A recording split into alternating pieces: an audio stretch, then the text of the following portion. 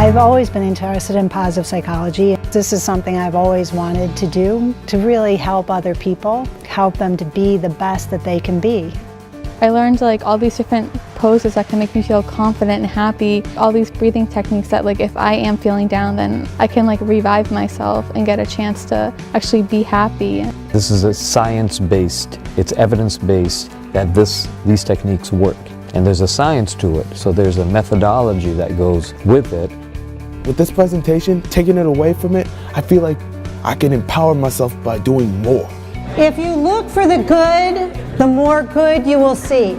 So if you look for good things that are happening during the day, the more good things you'll notice are happening.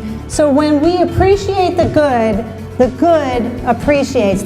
Give students the skills they need to feel good about themselves and to not even go the route of alcohol and drugs because they don't need it, because they're already filled up inside.